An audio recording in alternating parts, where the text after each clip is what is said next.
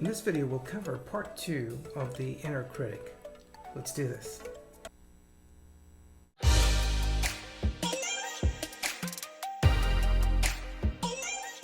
Hey, I'm Dr. Les with the Mindfulness Channel, a channel focused on brain science, mindfulness, and acceptance and commitment therapy, providing you information and skills to help transform your mind so you can transform your life to be the best you. So today we're going to dive a little bit deeper into the Inner Critic, and we'll cover the Polyvagal Theory and how it helps us better understand the inner critic.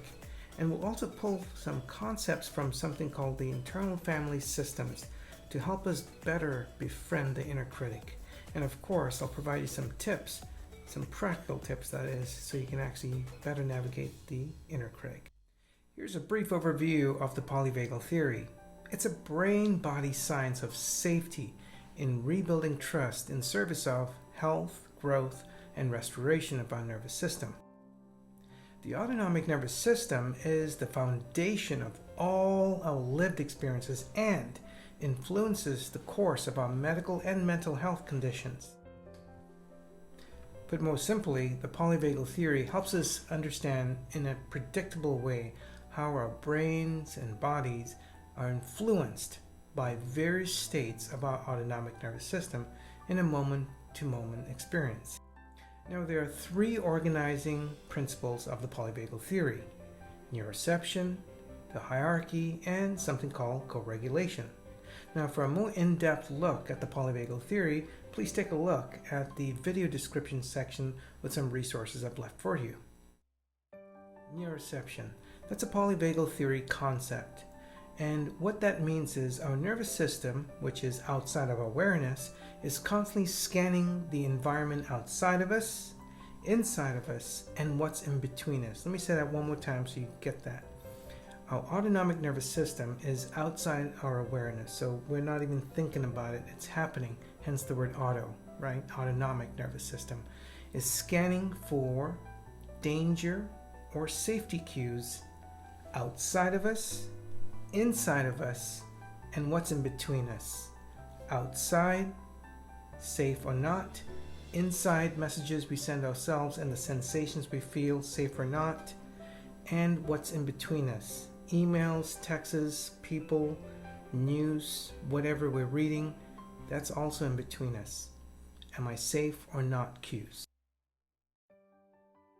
The hierarchy. In the Polyvagal Theory, this refers to three states we move in and out of all day long. Now, when we're feeling safe and connected, our inner narratives are very different. It's like that choo-choo train. I know I can, right? So our inner narratives tend to be very different when we're feeling safe and connected. In fact, you can probably group a lot of the inner narrative stories we hear when we're feeling safe and connected as I can, which means all things are possible. And we also tend to be quite receptive in this state when we're feeling safe and connected. When we're feeling stressed, uncertain about an outcome, or wondering if we have the capacity to solve a challenge we're facing in our daily life, well, that's when we get into our stress response. And most of us know that stress response as this fancy name called the sympathetic state. This sympathetic state, known as also the stress response, is preparing us to fight or flee from perceived or real danger. This state helps us mobilize our resources. Our body gets tense, our blood pressure goes up, we're getting ready to fight or flee. It's basically in service of our survival. And the narrative that tends to come out of the state of this stress response or sympathetic state tends to be as I must get out of here, or I must stand up for myself. So there's an intensity to this state, right? Now, when our nervous system cannot fight or flee from what is bothering us, whether that's outside, inside, or what's in between us, our nervous system actually freezes like a deer in headlight and then collapses. In this state of shutdown, our nervous system often has the inner narratives of, I can't. Co-regulation is at the heart of all our human interactions. In fact, it's a biological imperative. Being able to connect with fun and safe people is important and healthy for our nervous system. When one person doesn't reciprocate cues of safety and connection, well, that's called biological rudeness, according to Stephen Porges, the creator of the Polyvagal Theory. See, when we are not able to connect with people, it really activates our nervous system, which thereby activates our inner critic. Again, when we do not have fun and safe people to connect with, those messages outside of awareness are received by our nervous system, the brain and body. So just a reminder, when our nervous system receives cues and messages of danger from what is outside of us, what is inside of us, and what's in between us, will activate our inner critic. In summary, the polyvagal theory really informs us that our physiological states determines our psychological states. What that means is that our inner narratives, the storylines we hear from the inner critic, are actually activated when the nervous system picks up cues, messages of danger from what is outside of us, what is inside of us, and what's in between us. This is a great time for us to segue into the internal family systems, IFS, a model that helps us better understand and befriend our inner critic. IFS is not only a therapy, but also a model that helps us think about the mind in a very common sense manner.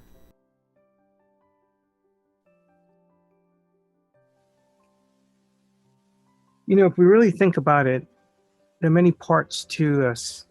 Let's just break it down into 3 parts: the exiles, the managers, and the firefighters.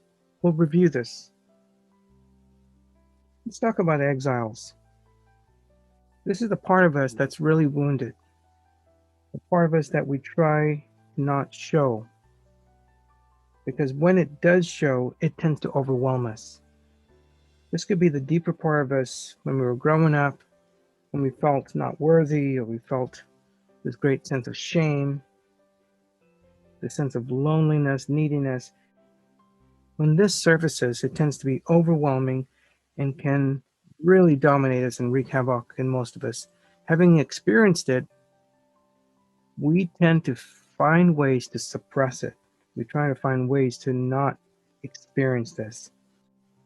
There's a part of us called the manager, and this is referred to as the inner critic. It helps keep our day-to-day events in line. This is the part of us we tend to hear about. This is the inner critic. And then there's another part of us that tends to also help protect us besides the manager, that is aka the inner critic. Firefighters tend to step in when the inner critic cannot handle the exiles from surfacing. For example, you recall a time when you were humiliated, maybe as a child, and then at a meeting you feel humiliated, or at a gathering. What do you tend to hear and what do you tend to do inside of you? The first thing most of us tend to do is we try to figure out how to actually not feel this. We actually hear maybe the inner critic go off, punishing us and scolding us. And then you have another part of us that's trying to figure out, how do I get rid of it?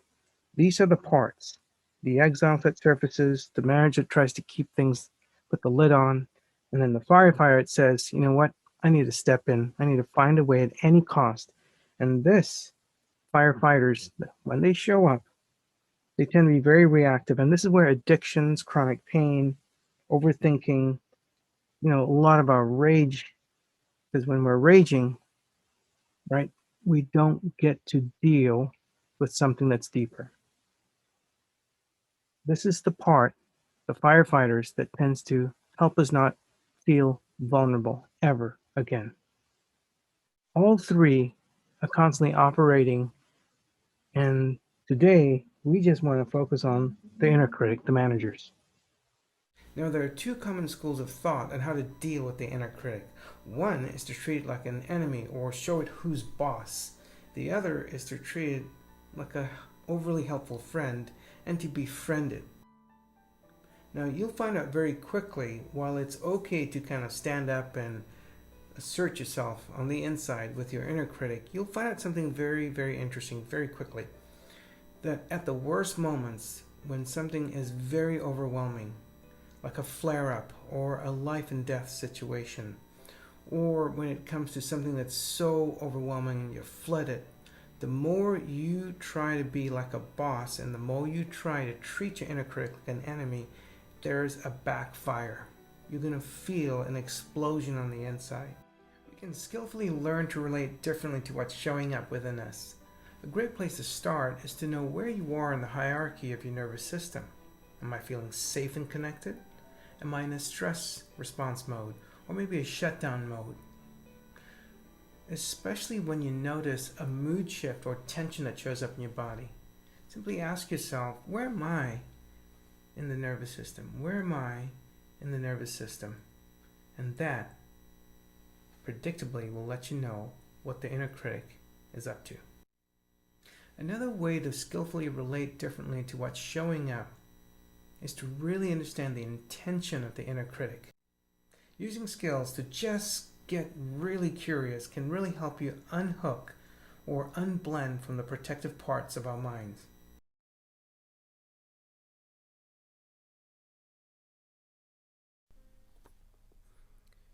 If you feel comfortable, gently close your eyes, or you may have your eyes open if you wish.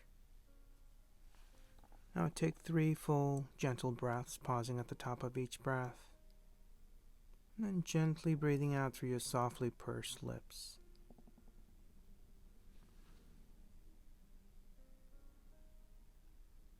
Just connect with the flow and sensation of your breath.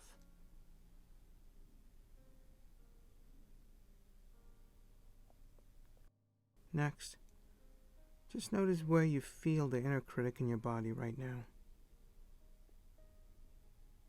And notice how you feel towards it.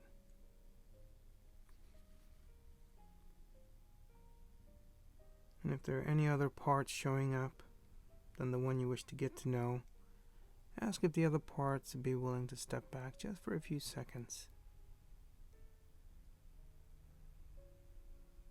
You're just wanting to get to know this very particular inner critic that's showing up in your body.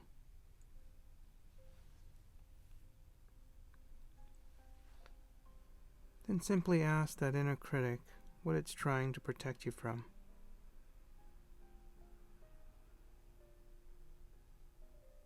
Don't think about it, just see what shows up. Ask, pause, and just step back. What are you protecting me from?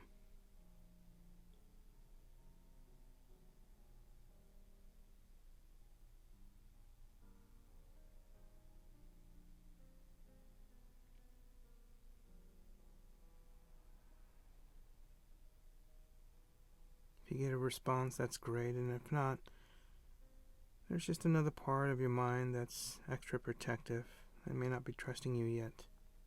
And that's okay for now. Whatever response you got, just thank your inner critic for working so hard to protect you, even though more often than not it's quite painful. You get it, that it's trying to keep you safe in its own way. Go ahead and simply show appreciation to your inner critic by just rubbing your chest or tapping your chest. And as you do that, see how it responds. Notice how it reacts. Then simply taking another full breath in, and pausing at the top and then gently breathing out through your softly pursed lips. Try this a few times throughout the day when you notice a mood shift or tension that shows up in your body. Inquire as to what is the protective nature of the inner critic. What's it trying to show you? What's it trying to protect you from? As you can see, this is just a very different way of approaching and relating to the inner critic. As you spend more time getting to know the inner critic, You may notice other inner critics, such as the perfectionistic inner critic, the pleaser inner critic, the inner critic that is a taskmaster. Another inner critic could be one that undermines your confidence, and so on. You get the point. There is often not just one inner critic, but multiple inner critics. So when one of them shows up on any given moment or day-to-day experiences you struggle with, just get to know what that inner critic is really trying to protect you from versus trying to resist, avoid, or distract yourself. Or worse yet, trying to bully it or boss it around. Until next time, be kind and gentle with yourself as you develop skills to navigate the mind and the body. Please like this video, share it, and please leave me a comment. Would love to hear from you. I'm Dr. Les, and I'll catch you at the next moment.